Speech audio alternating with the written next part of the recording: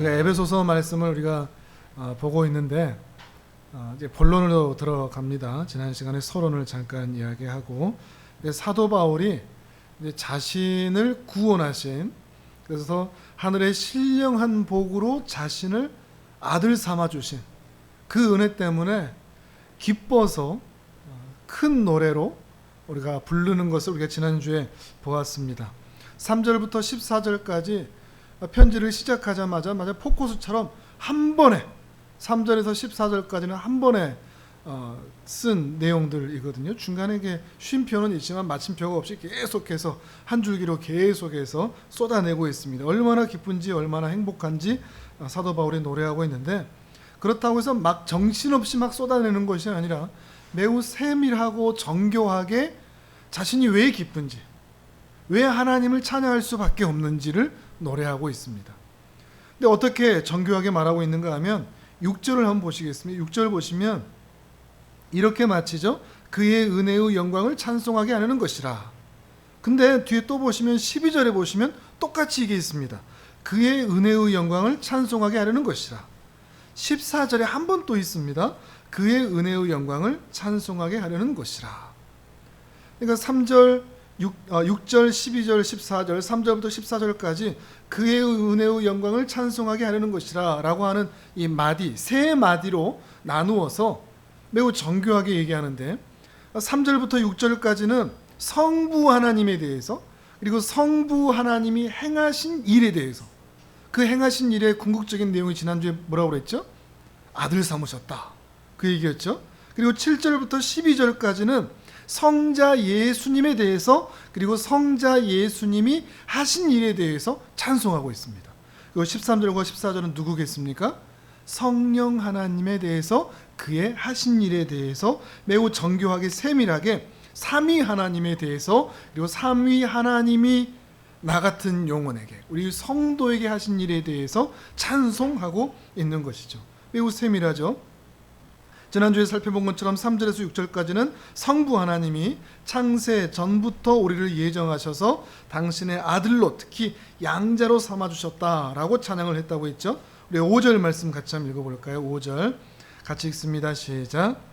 그 기쁘신 뜻대로 우리를 예정하사 예수 그리스도로 말미암아 자기의 아들들이 되게 하셨으니. 아멘. 그의 기쁘신 뜻대로 우리를 예정하셔서 예수 그리스도의 피로 말미암아 자기의 아들이 되게 하셨다. 지난주에 말씀드렸지만 아들이 되게 했다는 것은 양자 삼았다는 이야기죠. 양자로 우리를 삼아주셨다. 죄의 광야에 노예처럼 또는 고아처럼 살던 우리들을 하나님께서 그리스도의 피를 통하여서 당신의 집에, 당신의 나라에 입적을 시키신.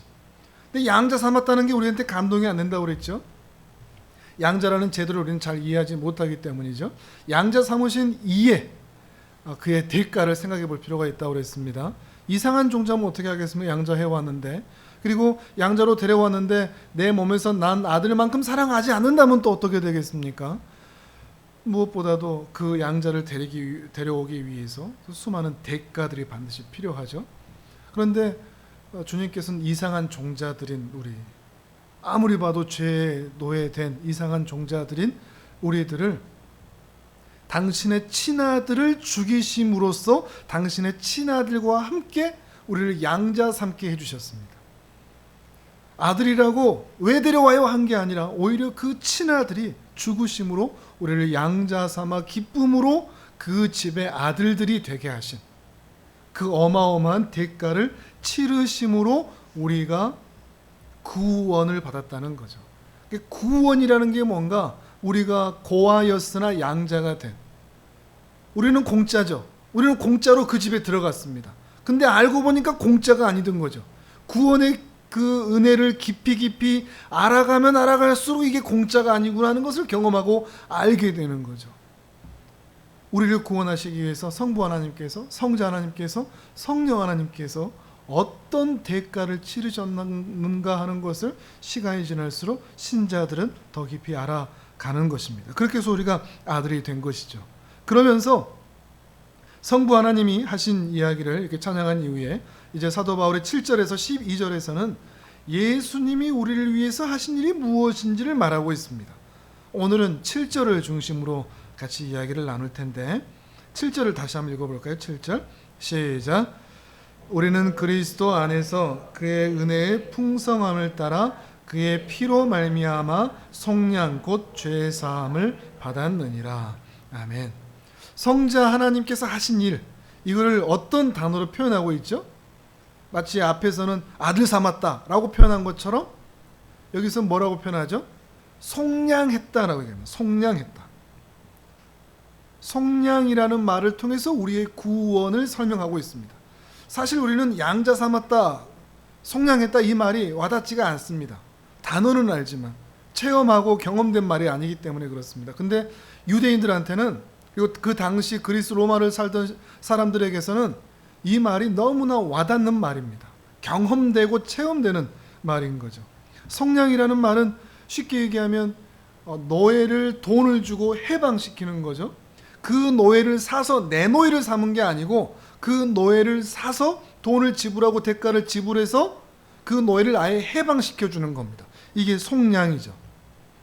마치 물에 빠져 있는 사람을 구조하는 것, 죽어가는 그 사람을 구조하는 것이 바로 속량입니다. 여기에선 대가가 반드시 들어가죠. 그게 그 대가를 속전이라고 합니다. 속전을 지불하여 속량해 주는 것, 노예를 해방시켜 자유케 하는 것이죠. 이 속량이라는 개념을 통해서 우리의 구원이 무엇인지를 말하고 있는 것입니다. 그 시대 사람들은 이것이 어떤 말인지 금방 알 수 있다는 거죠. 뭐 그 시대나 이 시대나 돈에 의하여 노예되는 것은 참 많이 있는 것 같습니다. 그 시대도 구약 시대에서도 돈에 의하여서 노예로 팔려나가는 일들이 분명히 있었습니다. 점차 부자가 되는 사람이 있는가 하면 점차 가난해지는 사람이 있죠. 항상 부자거나 항상 가난하거나 항상 그 돈이거나 하질 않습니다. 늘 돌고 돌기 때문에 점차 괜찮아지거나 점차 안 좋아지거나. 근데 어떤 사람들이 더 많죠? 좋아지는 사람보다 안 좋아지는 사람들이 훨씬 더 많아지죠. 다들 열심히 살고 잘 살고 싶어 합니다. 그 시대나 이 시대나 우리 사람 사는 건 다 똑같습니다. 잘 살고 싶은데 잘 살고 싶어서 가진 게 없으니까 뭐라도 빌려서, 돈이라도 빌려서, 땅이라도 얻어서 잘 살아보려고 열심히 해보는데 우리의 기대와 열심대로 그 수입이 벌어집니까? 이상하게 시간이 지나는 대로, 시간이 지나감에 따라 오히려 수입은 없고 마이너스만 더 많아집니다. 뭔가 가지고 있는 것 같은데 빚은 더 많이 늘어가는 거죠. 근데 그 빚은 우리 입장에서는 갚아내야 되는 거죠. 빚이 있다면 반드시 그것을 갚아야 합니다. 빚은 사라지지 않습니다. 빚은 갚아야 합니다. 또 반대편에서 보면 돈을 빌려준 사람 입장에서는 그 빚을 받아내야 되죠. 그 일이 반복될 수밖에 없는 겁니다. 고대 사회는 이렇게 빚을 어떻게든 갚게 만드는 일이 훨씬 더 심했습니다. 못 갚으면 아예 노예로 삼는 거죠. 노예로 삼아서 일하면서 갚도록 만드는 것입니다. 근데 이게 나 혼자로 끝나지 않습니다. 돈을 빌려서 학자금을 하든지 뭐 사업을 하든지 뭘 하든지 집을 사든지 돈을 빌려서 했는데 1년 뒤에 갚아야지 하고 했는데 대부분 갚아집니까? 안 갚아집니까? 안 갚아지죠. 그러면 시간이 지나면 그럼 조금만 더 빌려주세요. 그러면서 막 늘어나죠. 그러면서 갚아집니까? 안 갚아집니까? 안 갚아지죠. 안 갚아지다 보니까 이제 도저히 방법이 없으면 이제 노예가 되는 거죠. 그 시대는 그랬습니다. 노예가 되는 겁니다. 노예가 아예 되어서 그 집에서 돈을 벌면서 갚아 나가려고 하는 거죠. 노예가 돼도 갚아지겠습니까? 안 갚아지겠습니까? 안 갚아지는 일이 있죠. 그러면 누구까지 노예가 될까요? 아내까지 노예로 삼는 거죠. 아내까지 노예로 해서 이렇게 해 나가는데 또 안 갚아진다 그러면 어떻게 해야 될까요? 그 주인이 자식들까지 다 노예로 삼아서 온 가족이 노예가 되는 일이 있었다는 것입니다. 그 일이 아주 빈번하게 나타나는 거죠. 근데 이들이 이 노예에서 해방되는 방법은 뭘까요? 이제 레위기나 또 이렇게 모세오경을 통해서 보지만 이들이 해방되는 방법은 그 전에 그들의 형제나 가족이나 또 삼촌이나 삼촌의 아들들이나 레위기에는 그렇게까지 표현을 하는데 그들이 와서 그 빚을 갚아줄 때에만 공짜로 사라지는 게 아니고 누군가 가까운 가족이 와서 그 빚을 갚아줄 때에만 속량이 가능한 것입니다. 그때 이제 속량이 되는 거죠. 그 가족들에 의해서 말이죠. 여러분한테는 그런 가족이 있으십니까? 빚을 대신 갚아줄. 이런 일이 그런데 발생할 가능성이 높겠습니까? 낮겠습니까? 그런 일이 많이 있었겠습니까? 적었겠습니까? 매우 적었겠죠. 불가능한 가까운 것입니다. 가까운 가족이라도 자신의 것을 희생해서 돌봐주기는 쉽지가 않은 것입니다.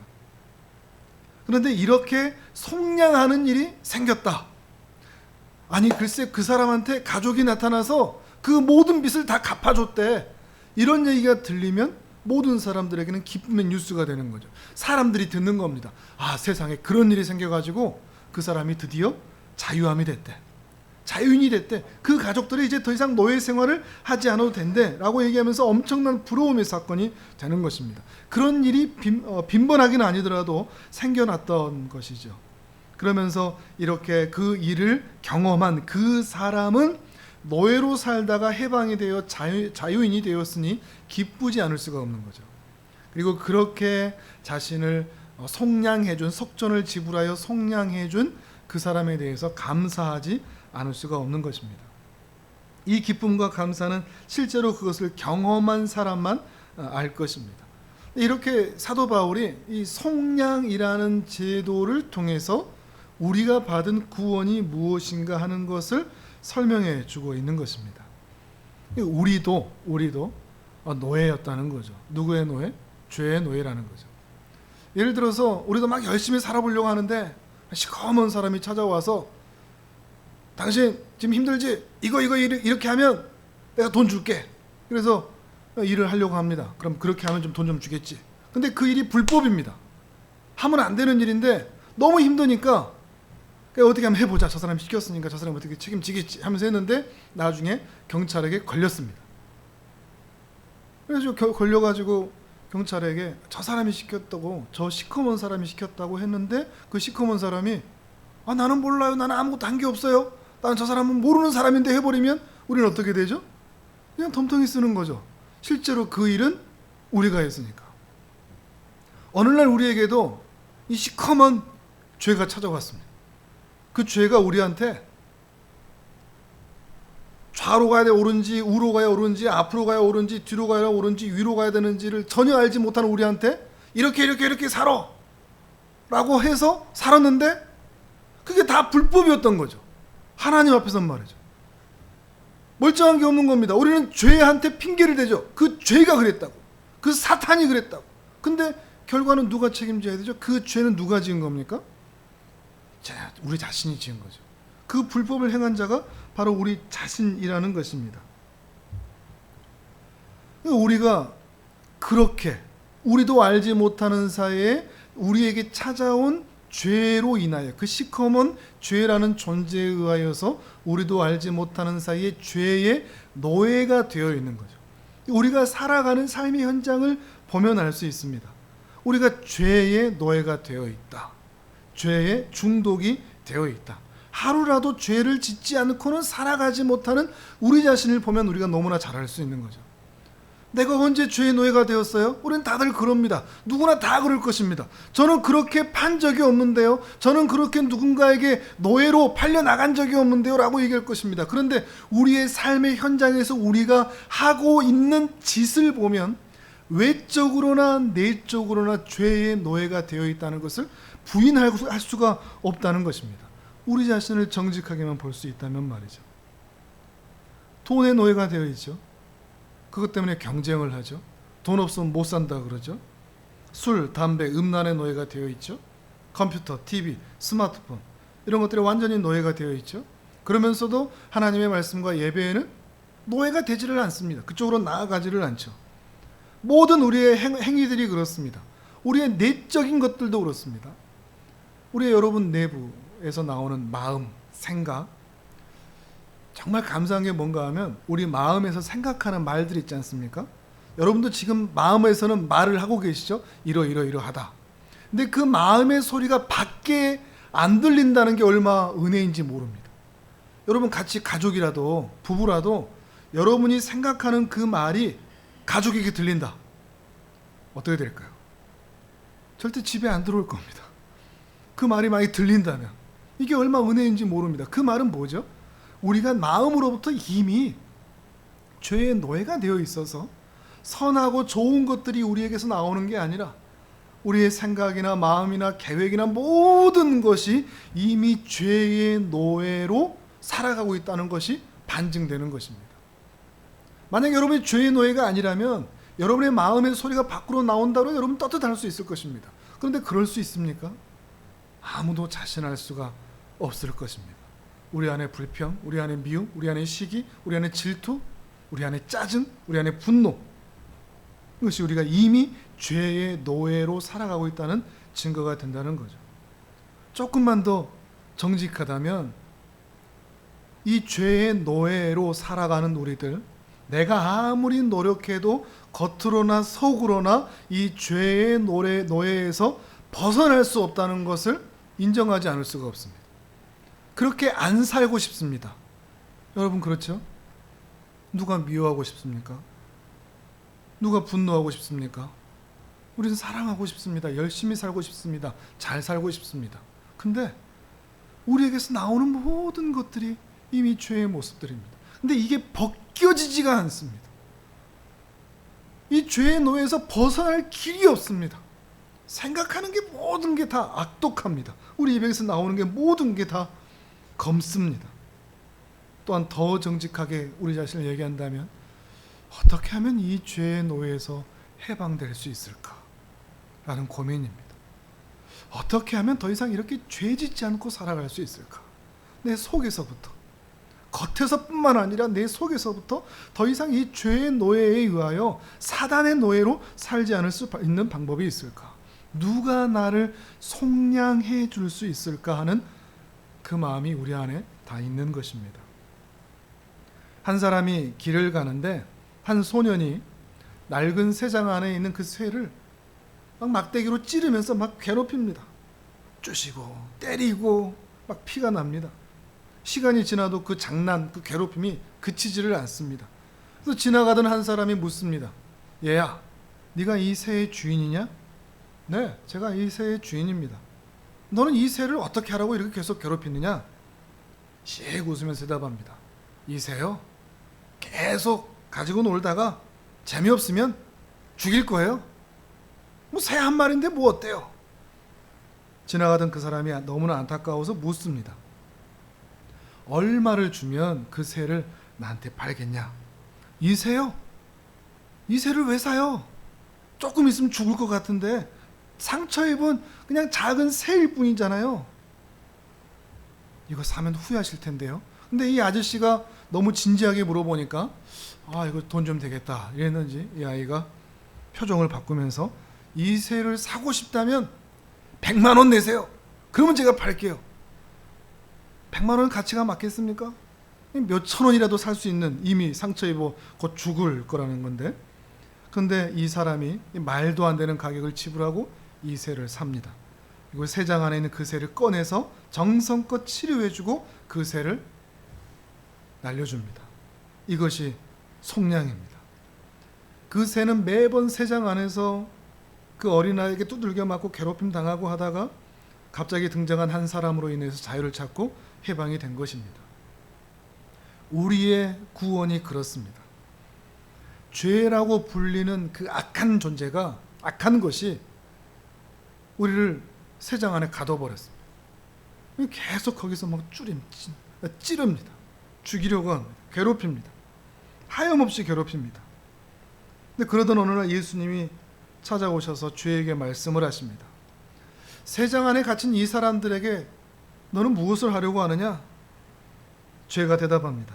이 사람들이요, 가지고 놀다가 서로 미워하게 하고 욕하게 하고 분노하게 하다가 실증 나면 다 죽이려고요. 사망으로 보내려고요. 예수님께서 물어보십니다. 새장 안에 갇힌 그 새를 내가 사려고 하면 내가 얼마의 돈을 지불하면 팔겠냐? 이 사람들을 사시려고요? 이 사람들도 당신을 원하지 않으실 텐데 오히려 이 사람들 당신이 사면 이 사람들이 당신한테 침뱉고 미워하고 분노하고 심지어 당신을 십자가에 못 박을 텐데요. 그런데도 당신이 이 사람들을 사길 원한다면 당신의 눈물, 당신의 피, 당신의 목숨 그거 내놓으시죠. 그러면 제가 팔겠습니다. 그리고 예수님께서는 당신의 눈물, 당신의 피, 당신의 생명을 내놓으시고 십자가에서 죽으십니다. 이것이 우리를 속량하신 것입니다. 그리고 그것으로 인해서 우리는 새 장 안에 있다가 새 장 밖에 나와 자유하게 된 것입니다. 예수님이 우리를 위해서 스스로 속전이 되어 주신 것이죠. 바로 이 말씀이 오늘 7절의 말씀입니다. 7절을 다시 한번 읽어봅니다. 7절 시작. 우리는 그리스도 안에서 그의 은혜의 풍성함을 따라 그의 피로 말미암아 속량 곧 죄 사함을 받았느니라. 아멘. 그의 피로 말미암아 그의 눈물, 그의 피, 그의 목숨으로 말미암아 우리가 속량 죄 사함을 받은 것입니다. 그래서 우리는 더 이상 새 장 안에 있지 않습니다. 우리가 그분의 아들이 되었다는 말이죠. 근데 정말 안타까운 게 뭔지 아십니까? 우리 스스로 새 장 안으로 들어간다는 겁니다. 하나님께서 우리를 자유롭게 우리를 풀어주셔서 저 푸른 하늘을 온 세상을 마음껏 다니게 두셨는데 우리 스스로 새 장 안으로 들어가는 겁니다. 옛날 사단의 노예로 살던 게 더 좋다는 거죠. 마치 구약의 이스라엘 백성들이 나 다시 애굽으로 돌아갈래 라고 말하는 것처럼 우리도 다시 새 장 안으로 들어갈래 라고 말하고 있는 것입니다. 하나님께서 우리를 아들 삼아주셨는데 나 그냥 고아로 살래. 하나님 필요 없어. 하나님의 간섭, 하나님의 말씀, 하나님의 계획 나 필요 없어. 나 그냥 내 마음대로 살래. 나 고아처럼 살래 라고 말하고 산다는 것입니다. 여러분은 지금 어디 있는 것 같습니까? 새 장 안에서 죄의 수하가 되어 노예가 되어 그들의 찔림에 의하여 살아가고 있는 것 같지는 않습니까? 아니면 자유하십니까? 이미 나는 구원받은 하나님의 자녀야. 날마다 실수하고 넘어지고 자빠지고 하나님의 마음을 아프게 한 적도 있지만 나는 그러함에도 자유인이야. 그 누구도 나를 더 이상 가두지 못해. 더 이상 내가 지은 죄로 인하여서도 내 가슴을 아프게 하지 못해. 난 자유인이야. 이 마음으로 살고 계십니까? 아니면 날마다 뭔가 나를 찌르는 것처럼 괴로워하며 아파하며 힘들어하며 염려하며 걱정하며 불안해하며 살아가고 있습니까? 우리는 이미 아들 되었습니다. 우리 더 이상 고아 아닙니다. 우리는 이미 자유인이 되었습니다. 더 이상 죄의 노예가 아닙니다. 죄의 아들인 것처럼, 사단의 아들인 것처럼 살지 않으셨으면 좋겠습니다. 더 이상 죄의 새 장 안에 갇혀서 두려움과 염려와 걱정과 근심과 불안과 공포로 사는 것이 아니라 그 새 장 밖에서 자유함으로, 기쁨으로, 즐거움으로 살아낼 수 있는 우리 모든 성도님들 되시기를 주님의 이름으로 축복합니다. 아멘. 우리 이제 함께 기도하겠습니다.